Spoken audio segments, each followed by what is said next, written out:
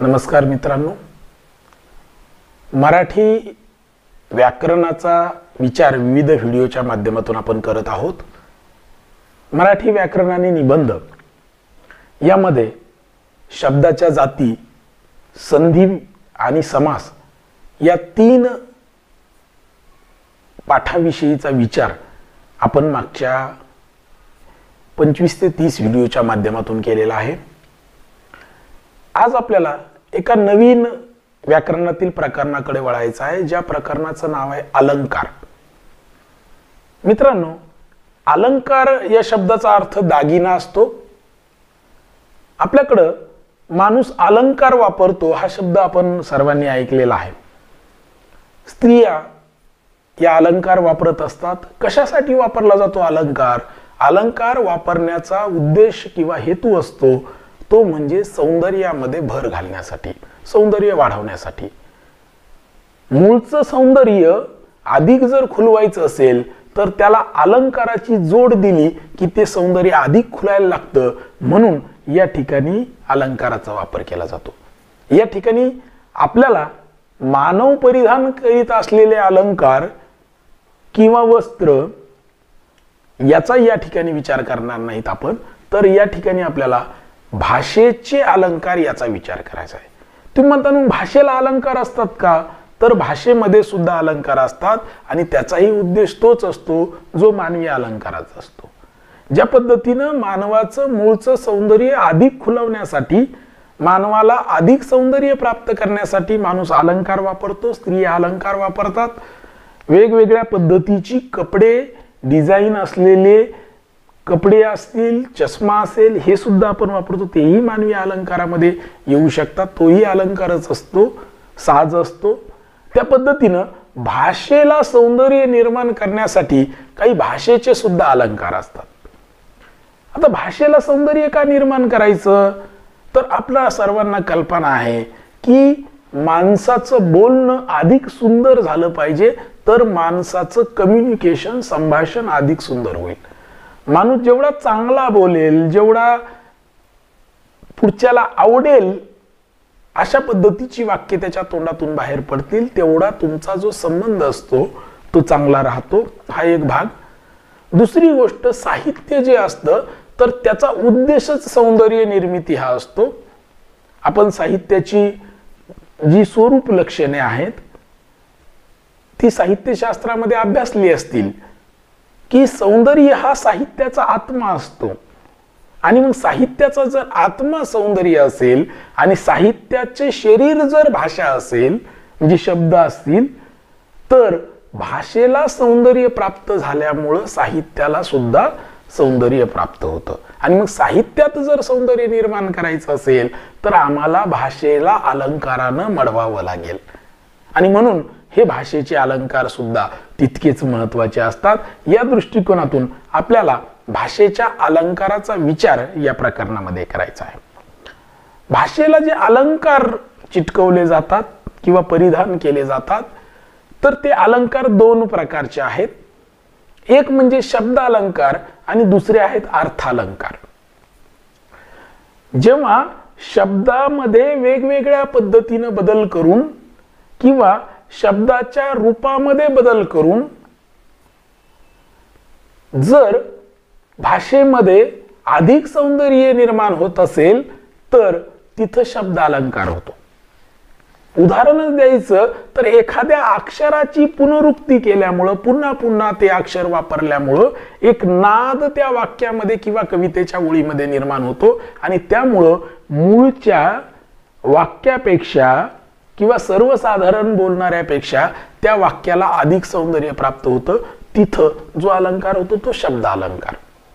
म्हणून जेव्हा भाषेतल्या शब्दाला अलंकारकत्व प्राप्त होतं आणि त्याच्यामुळं भाषेमध्ये सौंदर्य निर्माण होत असेल तर तिथं जे आहे ते शब्द अलंकार होतात। आणि जेव्हा शब्दाच्या अर्थामुळं, म्हणजे शब्दामुळं, एखादा शब्द वापरल्यामुळं भाषेमध्ये अर्थाला च्या दृष्टिकोनातून अलंकारिकता येत असेल किंवा अर्थाचं सौंदर्य खुलत असेल, म्हणजे शब्दाच्या वापरामुळं, शब्द योजल्यामुळं, अक्षर रचनेमुळं जेव्हा सौंदर्य प्राप्त होतं भाषेमध्ये तेव्हा तिथं शब्द अलंकार असतो, पण जेव्हा शब्दाच्या वापरामुळं अर्थाला सौंदर्य प्राप्त होतं, अर्थाच्या दृष्टिकोनातून सौंदर्य प्राप्त होतं, तर त्या ठिकाणी मात्र कुठला अलंकार होत असेल तर अर्थालंकार होतो. असे भाषेचे दोन प्रकारचे अलंकार असतात, एक शब्द अलंकार आणि दुसरा अर्थालंकार. मराठी भाषेमध्ये शब्द अलंकाराचे 3 प्रकार आहेत. एक आहे अनुप्रास, दुसरा आहे यमक आणि तिसरा आहे श्लेष. अर्थालंकाराचे मात्र जवळपास 20 प्रकार पडतात. आपल्या सर्वांना त्याच्यातले काही माहित आहेत. उपमा असेल, उत्प्रेक्षा असेल, रूपक असेल, स्वभावोक्ती असेल, आपणहुती असेल, व्याजोक्ती असेल, चेतना गुणोक्ती असेल, तर जवळपास 20 अलंकाराचे प्रकार पडतात. आजच्या या व्हिडिओमध्ये आपण भाषेमधल्या शब्द अलंकाराचा विचार करणार आहोत. मी आत्ताच जसं सांगितलं होतं की अक्षरांच्या रचनेमुळे भाषेला जे सौंदर्य निर्माण होतं, भाषा जी सुंदर बनते, त्या ठिकाणी शब्द अलंकार होतो आणि या शब्द अलंकाराचे 3 प्रकार पडतात. त्याच्यातला पहिला प्रकार आहे अनुप्रास. आता अनुप्रास म्हणजे काय, तर अनुप्रासाची व्याख्या अशी केली जाते की एखाद्या वाक्यात किंवा कवितेच्या ओळीत, एखादं वाक्य असेल किंवा कवितेची ओळ असेल, एखाद्या वाक्यात किंवा कवितेच्या ओळीत एकाच अक्षराची पुनरुक्ती होऊन त्यातील नादामुळे जेव्हा सौंदर्य प्राप्त होते तेव्हा त्या ठिकाणी अनुप्रास नावाचा अलंकार होतो. म्हणजे एखाद्या वाक्यामध्ये किंवा कवितेच्या ओळींमध्ये एकाच अक्षराची पुनरुक्ती झाली, पुन्हा पुन्हा ते अक्षर वापरलं गेलं, त्यामुळं एक नाद निर्माण होतो त्या ओळीमध्ये, त्या ठिकाणी अनुप्रास नावाचा अलंकार होतो. उदाहरणार्थ एक खूप गाजलेली कविता आहे, सर्वांना माहित असलेली आहे, गडद निळे जलद भरून आले. आता एकाच ओळीमध्ये गडद निळे जलद भरून आले, याला जी लय प्राप्त झालेली आहे, ठेका प्राप्त झालेला आहे, नाद प्राप्त झालेला आहे, त्याचं कारण आहे गडद जलद, द द द आलं म्हणून. गडद निळे जलद भरून आले, तिसरा द वापरला गेला आणि इथे एक नाद निर्माण झाला, म्हणून भाषेला अधिक सौंदर्य निर्माण झालं, ती भाषा अधिक सुंदर झाली. किंवा त्याच्या त्याच कवितेमध्ये आहे बघा, शीतल तनू चपल चरण आणि लगन निघाले. शीतल तनू चपल चरण, शीतल चपल चरण, म्हणजे इथं ल ल ल ल आलेले आहे आणि या ल ल आल्यामुळे किंवा द द द 3 वेळेस पुनरुक्ती झाल्यामुळं या कवितेच्या ओळीला एक नाद निर्माण झालाय आणि त्या नाद निर्माण झाल्यामुळं काय झालेलं आहे, तर त्या कवितेला अधिक सुंदरती झालेली, तिला एक सौंदर्य प्राप्त झालेलं आहे. आणि जेव्हा अशा अक्षराच्या पुनरुक्तीमुळं, अक्षर पुन्हा पुन्हा आल्यामुळं जेव्हा कवितेमध्ये नाद निर्माण होतो, तर त्यावेळेला तिथं कुठला अलंकार असतो, तर अनुप्रास नावाचा अलंकार असतो. किंवा अजून एक कविता बघूया बघा, पापणीच्या पंखात झोपू दे डोळ्यांची पाखरे.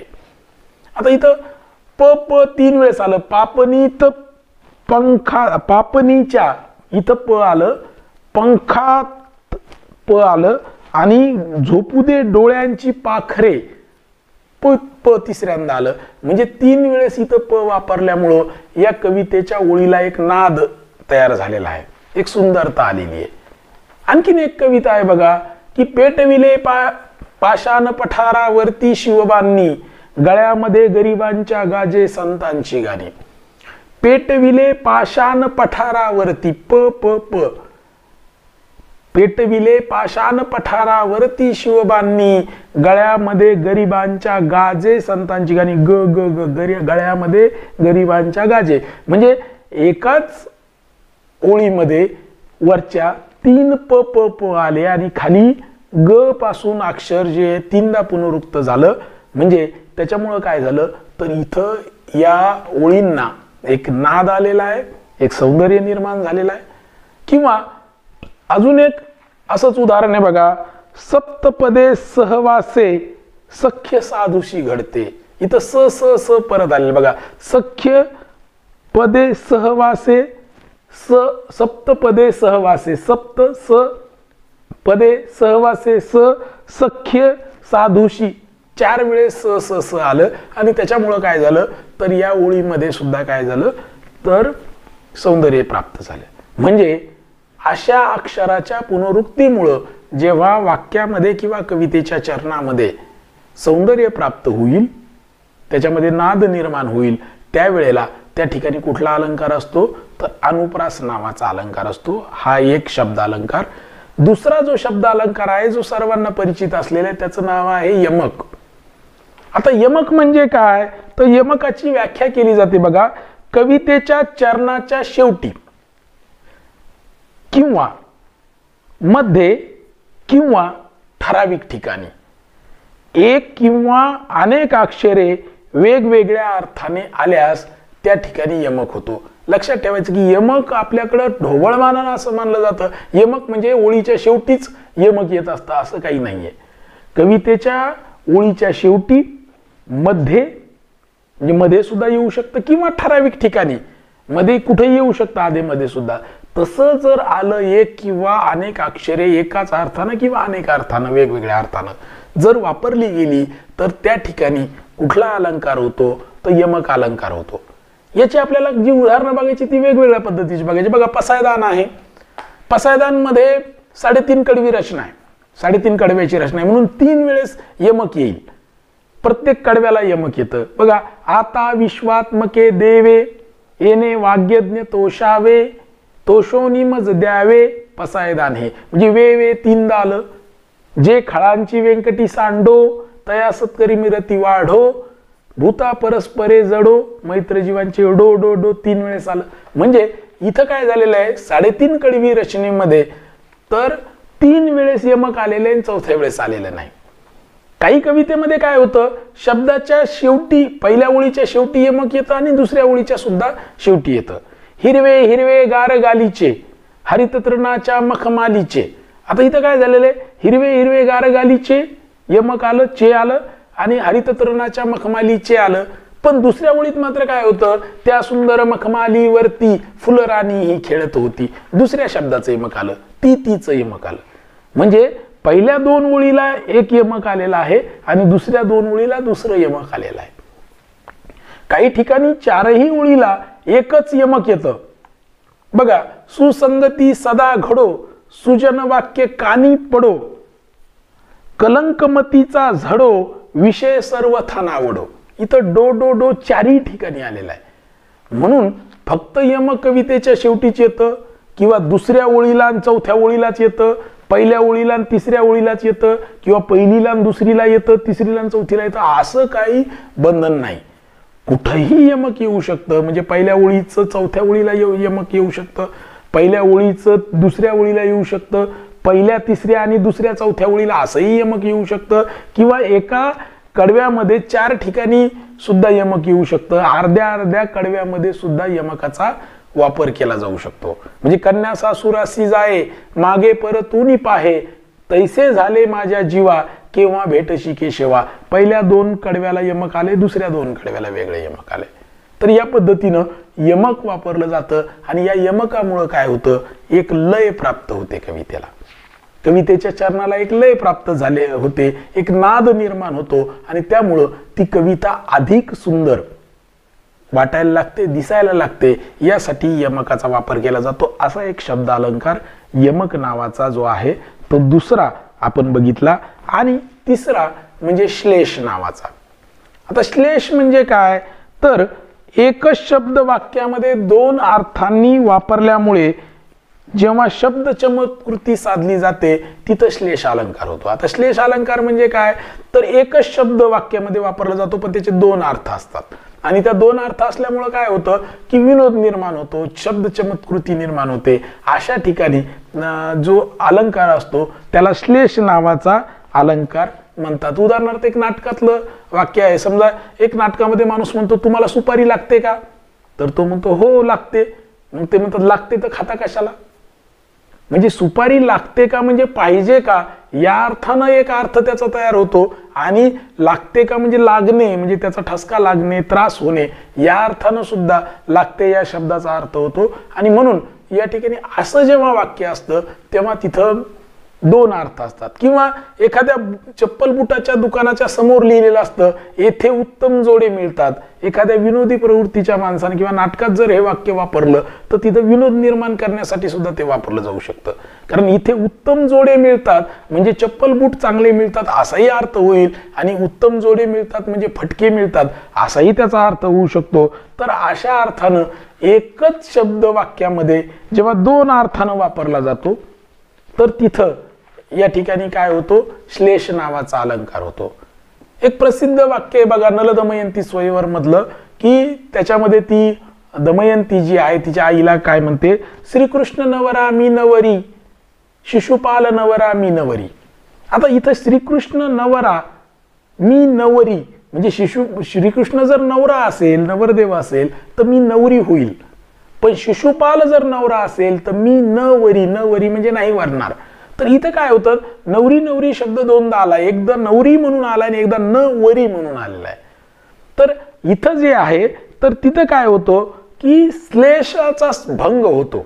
दोन अर्थानं म्हणजे वाक्य तोडावं लागतं, शब्द तोडावं लागतं, नवरी असं करावं लागतं, त्याच्यामध्ये डॅश द्यावा लागतो, आणि नवरीमध्ये सरळ लिहावं लागतं. इथं याशे जे असतात जिथं फोड केल्याच्या नंतर अर्थ कळतो त्याला सभंग श्लेष म्हणतात. आणि मी अगोदरचं जे सुपारी लागते का म्हटलं होतं, किंवा येथे उत्तम जोडे मिळतात, इथं मात्र कुठलाही भंग न करता या ठिकाणी सरळ सरळ ते शब्द वापरला तरी दोन अर्थ निघतात, त्याला अभंग श्लेष असं म्हटलं जातं. तर सभंग श्लेष आणि अभंग श्लेष असे श्लेषाचे दोन प्रकार आहेत. किंवा सभंग श्लेषाचं अजून एक उदाहरण आहे बघा की कुस्करू नका ती सुमने, सुमने म्हणजे फुलं, कुस्करू नका ती सुमने, जरी वास नसे तीळ तया, तुम्हास अर्पिली ही मी सुमने. सुमने म्हणजे सुमने, चांगल्या मनानं मी तुम्हाला अर्पण केलेली आहेत अशी सुमन म्हणजे फुलं तुम्ही कुस्करू नका. इथं सुमने आणि सुमनेमध्ये फोड करावी लागते. पहिल्या सुमनेमध्ये सरळ सुमने लिहिलं, फुल त्याचा अर्थ झाला, फुले असा अर्थ झाला. पण सुमने मध्ये काय केलं, एक डॅश दिला, त्याच्यामध्ये भंग केला, फोड केली, म्हणून त्याला सभंग श्लेष असंही म्हटलं जातं. श्लेष अलंकार हा जसा अर्थालंकार शब्दालंकार आहे तसाच तो अर्थालंकार सुद्धा आहे. कधी कधी शब्दाच्या चमत्कृतीमुळं या ठिकाणी दोन अर्थ निर्माण होतात, तर कधी कधी अर्थदृष्ट्या दोन अर्थ निर्माण होतात. जिथं शब्दामुळे दोन अर्थ निर्माण होतात तिथं शब्द श्लेष होतो, आणि जिथं अर्थाच्या दृष्टिकोनातून श्लेष होतो त्याला अर्थश्लेष असं म्हटलं जातं. बघा, एकाच ठिकाणी म्हणजे एकच शब्द आहे, त्याचा जर पर्यायी शब्द तिथं ठेवला, पर्यायी शब्द जर ठेवला तरीही जर अर्थभेद होत नसेल म्हणजे नाहीसा होत नसेल, म्हणजे शब्द पहिला शब्द काढून दुसरा पर्यायी शब्द त्याच अर्थाचा दुसरा शब्द ठेवला आणि श्लेष नाहीसा झाला तर तिथं शब्द श्लेष असतो. आणि जिथं दुसरा शब्द ठेवल्यामुळं श्लेष नाहीसा झाला नाही म्हणजे जशाल तसा राहिला तर तिथं अर्थश्लेष असतो. असे शब्दश्लेष आणि अर्थश्लेष, सभंग श्लेष आणि अभंग श्लेष असे श्लेषाचे दोन प्रकार पडतात. एकंदरीत काय तर भाषेचे जे अलंकार आहेत, ज्याला दागिना म्हटलं जातं, कशासाठी तर भाषेमध्ये अधिक सौंदर्य निर्माण करण्यासाठी. आणि हे सौंदर्य निर्माण करण्यासाठी वापरले जे गेलेले अलंकार आहेत त्याचे दोन प्रकार पडतात. एक शब्द अलंकार, दुसरे अर्थालंकार. शब्द अलंकाराचे तीन उपप्रकार पडतात. एक अनुप्रास, एकाच अक्षराची पुनरुक्ती केल्यामुळं पुन्हा पुन्हा ते अक्षर वापरल्यामुळं कवितेमध्ये किंवा शब्दामध्ये नाद निर्माण होतो, वाक्यामध्ये एक नाद निर्माण होतो, आणि त्यामुळं त्या वाक्याला कवितेच्या चरणाला सौंदर्य प्राप्त होतं. तिथं अनुप्रास होतो. यमक म्हणजे शब्दाच्या ओळीच्या शेवटी असेल, कवितेच्या चरणाच्या मध्यभागी असेल, किंवा ठराविक ठिकाणी एक किंवा अनेक अक्षरं एक किंवा अनेक अर्थानं वापरली जातात तर तिथं यमक नावाचा अलंकार होतो. आणि श्लेष म्हणजे एकच शब्द वाक्यामध्ये वापरल्याच्या नंतर त्याचे दोन अर्थ जर निघत असतील तर त्या ठिकाणी श्लेष नावाचा अलंकार होतो. तर असे हे शब्द अलंकाराचे तीन प्रकार आहेत. तर हे आपण आतापर्यंत समजून घेतलेले आहेत. तर या व्हिडिओमध्ये सध्या आपण इथंच थांबूया. पुढच्या व्हिडिओमध्ये परत भेटूया. अर्थालंकाराचे जे उपप्रकार आहेत ते घेऊन. तोपर्यंत नमस्कार.